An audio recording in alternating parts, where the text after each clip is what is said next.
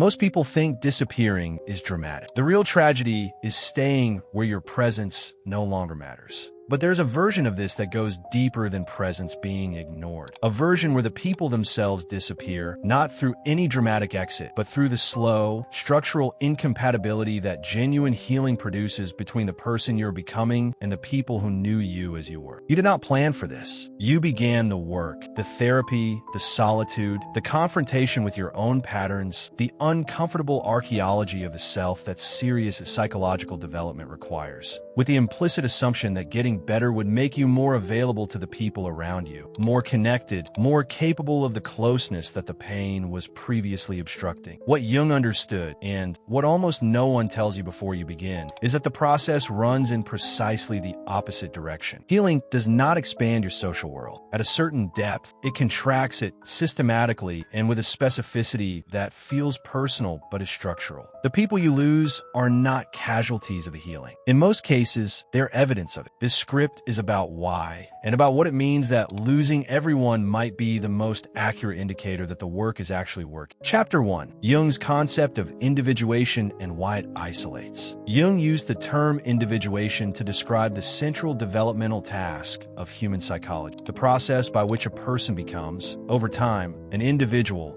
a coherent, integrated self that is genuinely their own rather than a configuration produced by external pressure, inherited expectation, or the accumulated demands of the collective. The words sound straightforward. The process is not. Individuation requires, at its core, the progressive withdrawal of psychological projections, the disidentification from the roles, personas, and relational positions that the psyche constructed in order to navigate early environments, and the recovery of the authentic self that those constructions were built over. This process is inherently isolating, not because isolation is its goal, but because every projection that is withdrawn was also the basis of a relationship. The person you related to as a mentor loses that function when you no longer need an external authority to substitute for your own. The person you related to as a rescuer loses that function when you stop organizing your life around the need to be rescued. The person you related to as a mirror, whose confirmation of your self-image was what the relationship was actually providing, loses that function when your self-image no longer requires external confirmation. None of these people necessarily change. You change, but the change in you removes the psychological architecture that made the relationship feel necessary. And without that architecture, what remains is frequently insufficient to sustain the connection on its own terms. This is the isolation that individuation produces. It is not a side effect. It is the process visible from the outside as loss. Chapter 2. The relationships built on your wounds. To understand why healing loses you people, you first have to understand with precise honesty what category of relationship most of your connections actually belong to. This is the most uncomfortable chapter in this entire script, and the discomfort is the point. Most relationships, not all, but most, and certainly the most intense ones, are not built on the meeting of two complete people. They are built on the meeting of two incomplete ones, each unconsciously organized around wounds that the other person's specific configuration happens to address. The person whose early environment produced a chronic need for approval gravitates toward people who dispense approval in variable, unpredictable quantities, because variable reinforcement produces the strongest behavioral attachment, as any behavioral psychologist will confirm. The person whose early environment produced a hypervigilant attention to other people's emotional states gravitates toward people whose emotional states are volatile and demanding, because the hypervigilance finally has an object it is calibrated for. The person whose early environment produced a conviction that love must be earned through service gravitates toward people who require continuous service without reciprocating it, because the earning confirms the conviction and the conviction sustains the earning. These are not relationships between people. They are interlocking wound systems, each one providing the other with the specific relational experience its damage requires. When you begin to heal the wound, the system loses its organizing principle. And when the system loses its organizing principle, the relationship built on it loses the only thing it was actually built on. Chapter 3. Why the healed version of you is threatening. The loss of people during genuine healing is not always passive, not always the quiet dissolution of connections that simply have nothing left to run on. Sometimes it is active. Sometimes the people around you respond to your healing with a resistance that is direct enough to constitute a push toward the exit rather than a drift toward it. This response is predictable, and its mechanism is worth understanding clearly. A person who heals, who stops organizing their behavior around their wounds, who stops performing the roles their relational history assigned them, who stops being available to the dynamics that their previous configuration made them available to, is not just different from who they were. They are structurally incompatible with the system that the previous version of them helped to sustain. Everyone in that system had a position whose stability depended, in part, on the stability of your position. You were the one who absorbed. They were the one who destabilized. You were the one who provided. They were the one who received. When you stop absorbing, stop managing, stop providing without reciprocity, not through a decision you announce, but through the organic change in what you are able to tolerate, the system requires revision. And revision is threatening to the people whose position in the previous arrangement was advantageous. The threat does not always produce explicit hostility. More often, it produces a subtler pressure, a persistent effort to return you to the previous configuration through guilt, through the framing of your healing as selfishness, through the nostalgic invocation of who you used to be. When that pressure fails, because the healing has progressed to the point where it no longer moves you, the exit follows. Chapter 4. The specific people healing loses you. Not everyone leaves when you heal, but the pattern of who leaves is not random. It follows a logic that becomes visible in retrospect, even when it was not visible in the process. The first category is people who required your dysfunction to feel functional. The friend whose competence was always comparative, whose sense of having their life together depended on the contrast provided by yours not being together. The family member whose identity as the stable one required you to remain the unstable one. The partner whose sense of being needed required you to remain needed. When your dysfunction resolves, their functional position dissolves with it, and they have no available framework for relating to you in a new configuration, because the new configuration does not provide the contrast they required. The second category is people whose behavior required your tolerance. The ones who treated you in ways that your previous wound state made you accept because the wound told you this was normal, or that you deserved it, or that the relationship was worth the cost, or that challenging it would produce a loss you could not survive. When the wound heals, the tolerance dissolves. When the tolerance dissolves, the behavior is no longer acceptable. When it is no longer acceptable and you act on that assessment, the relationship ends, either because they leave in response to your changed standards or because you leave in response to their unchanged behavior. Either way, the relationship was built on your tolerance of something that should not have been tolerated. Losing it is not loss in any meaningful sense. It is the resolution of a long-running cost. Chapter 5. The grief that healing requires and nobody prepares you for. Here is what the frameworks that promote healing as a positive process consistently omit. The losses it produces are not all resolvable into hidden gains. Some of them are simply losses. The relationship that dissolved because the wound that built it healed, whatever the wound, however necessary the healing, still contained real moments of genuine connection, real experiences of being known, real history that belonged to both people and now belongs to neither in quite the same way. The grief for this is legitimate, and it does not resolve into gratitude on any particular schedule. You can know with complete analytical clarity that a relationship was built on something unhealthy, that its dissolution was the structural consequence of your development, and that the version of you who required it is not the version of you that is better served by its continuation, and still grieve its absence with a force that knowledge does not diminish. Jung did not treat grief as a stage to be completed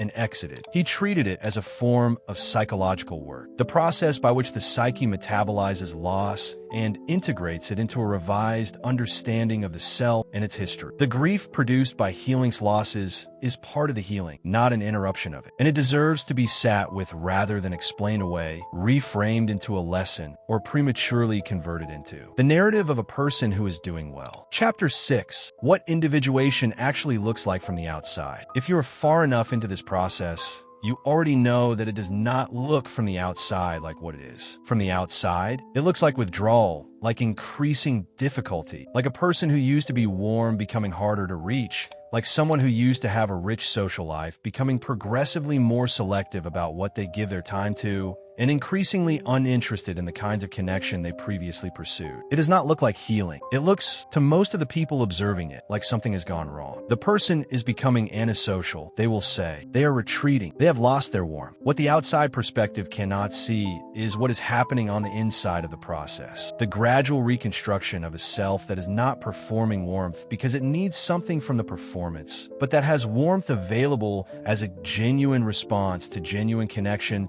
when genuine connection presents itself. The selectivity is not coldness. It is the consequence of having spent years providing warmth indiscriminately and discovering, through the healing process, the specific cost of that indiscrimination. The retreat is not isolation. It is the creation of the interior space that the previous social performance was consuming and that the development of a genuine self requires. None of this translates easily to the outside, because the outside evaluates by metrics, frequency of contact, warmth of interaction, availability, that the healing process is systematically revised. The person who is healing is revising the metrics. The people observing are still operating on the old ones. The mismatch is inevitable, and it produces the loss as surely as anything else. Chapter 7. The difference between loneliness and solitude in Jung's framework. Jung made a distinction that is essential to understanding why the losses produced by individuation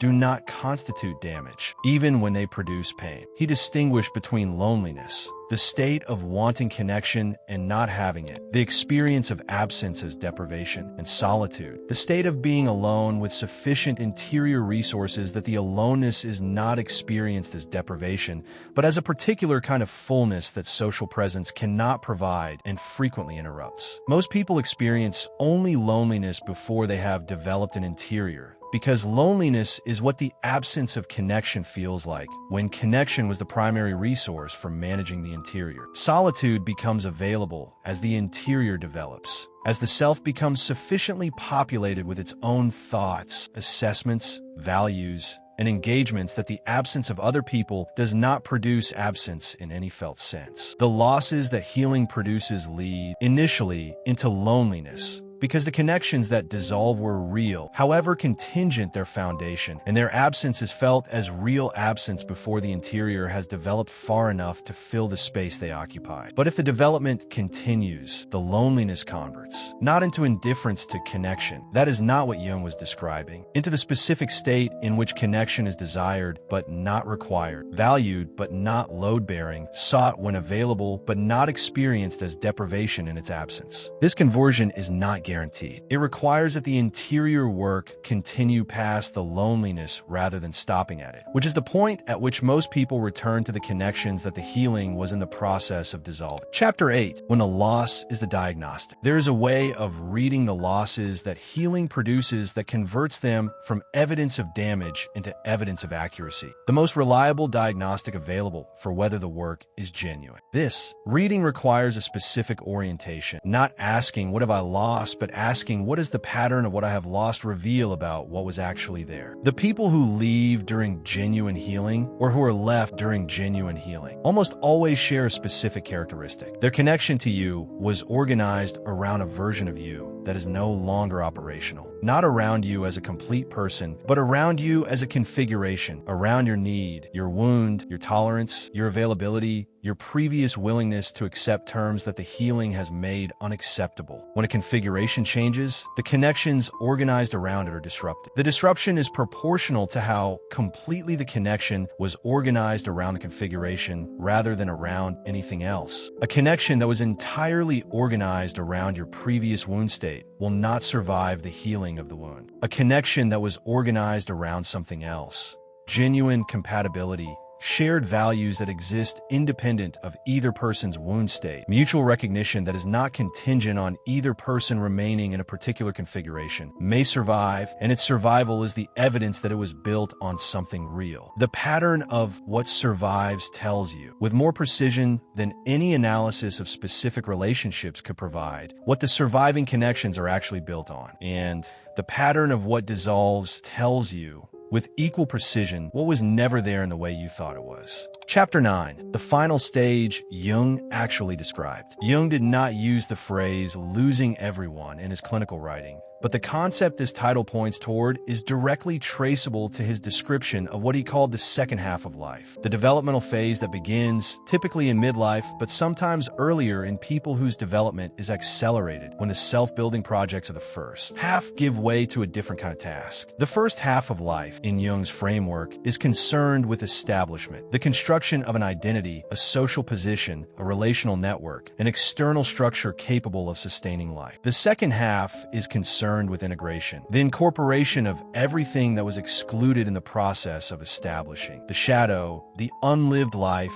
the authentic self that the persona was built over. This integration is not additive. It requires the dismantling of structures built in the first half that cannot accommodate what the second half requires. The social network built on the first half's persona cannot always accommodate the second half's authentic self. The relationships built on the first half's wounds cannot always survive the second half's healing. The identity that sustained the first half cannot always expand to contain the second half's revelations. What Jung described as the telos of this process, its direction and its destination, was not a more socially connected person. It was a more complete one, and completeness, in his framework, is purchased at the cost of the incompleteness that sustained the connections that are no longer there. Chapter 10. Who remains and what they represent. Among everything that is difficult to say honestly about this process, the most difficult is also the most important. The people who remain after genuine healing is not a large group. It is in most cases a very small one, sometimes small enough to be countable on one hand, sometimes small enough to require fewer fingers than that. This is not a failure of the process. It is its most accurate output. The people who remain are the people whose connection to you is never contingent on your remaining in a particular configuration, which means they are the people who are relating to something in you that exists independent of your wound state, your previous roles,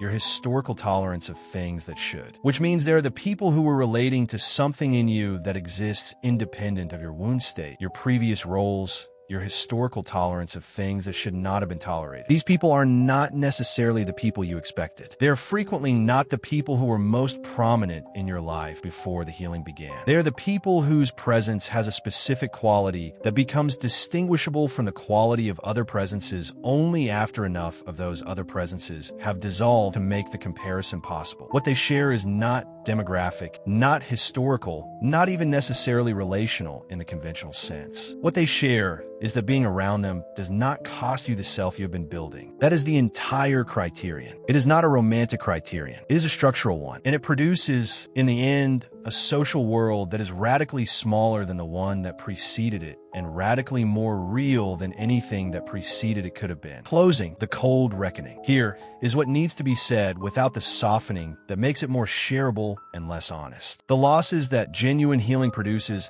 are not all secretly gains. Some of them are simply the cost of becoming a person. The specific, non-negotiable price of an individuation process that cannot be completed without the dissolution of connections that were built on the previous configuration's availability. You will grieve some of what is lost. You will grieve people who did not deserve the grief. You will grieve arrangements that were costing you something real, because the costing was familiar, and familiar costs have a comfort that new freedoms do not immediately provide. And you will do all of this without the assurance that the people watching will understand what is happening, because what is happening does not look from the outside like anything other than a person losing their connections, becoming hard to reach, growing smaller in their social world, and calling it growth. Jung was not offering comfort when he mapped this process. He was offering accuracy. The accuracy is this: the self that emerges from genuine individuation is not more connected to more people. It is more genuinely connected to fewer people, and more genuinely itself in the absence of people entirely. Most people will not reach this stage, not because the capacity is unavailable to them, but because the cost of the passage is too clearly visible and too honestly felt to be sustained without the specific and unsentimental commitment to completion that the work requires. If you're losing people, if the healing is costing you the social world you built before you understood what you were building it on, you're not failing. You are, in the precise and uncomfortable sense that Jung intended, finally getting somewhere real.